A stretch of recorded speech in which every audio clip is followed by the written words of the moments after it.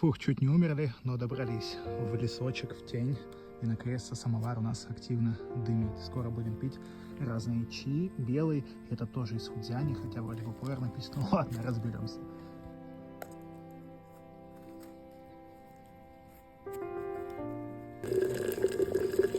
В общем, друзья, мы каким-то чудом пьем пуэр из Фудзяни. Вот так это все выглядит, я все прочитал. Я до сих пор не пойму, как это возможно, но как-то это возможно. Он какой-то интересный, я вот все думаю.